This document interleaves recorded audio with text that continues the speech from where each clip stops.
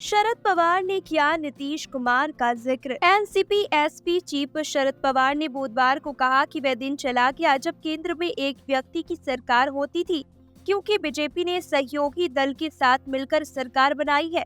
मोदी की गारंटी अब खत्म हो गई, वोट की ताकत से बदलाव लाना संभव है। बारामती लोकसभा क्षेत्र के पुरंदर तहसील में एक बैठक में शरद पवार ने कहा कि चुनाव खत्म हो गया और नई सरकार बन गई है।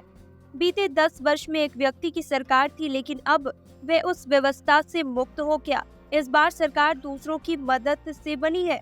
शरद पवार ने कहा कि बिहार के सीएम नीतीश कुमार और आंध्र प्रदेश के सीएम चंद्रबाबू नायडू के सहयोग के बिना सरकार नहीं बन सकती थी। सरकार उनकी मदद से बनी है। इसका मतलब हुआ कि वह दिन चला गया जब एक व्यक्ति की सरकार रहती थी।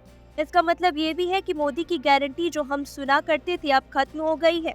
उन्होंने कहा कि लोकसभा चुनाव के परिणाम ने दिखाया है कि ऐसा नतीजा विधानसभा चुनाव में भी आएगा। लोकसभा चुनाव के नतीजे विधानसभा चुनाव में भी नजर आते हैं। शरद पवार ने कहा, मैं सत्ता आपके हाथ में सौंपूंगा। राज्य की सत्ता हमारे लोगों के हाथ में आएगी और इसका इस्तेमाल महत्वपूर्ण विषयों के समाधान में किया जाएगा और उनके लिए जिन्हें सहयोग की जरूरत है।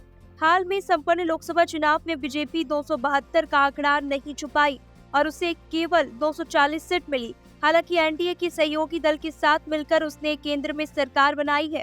इसमें आंध्र प्रदेश की टीडीपी और बिहार की जेडीयू का अहम रोल है, जिसमें 16 और 12 सीटें जीती है।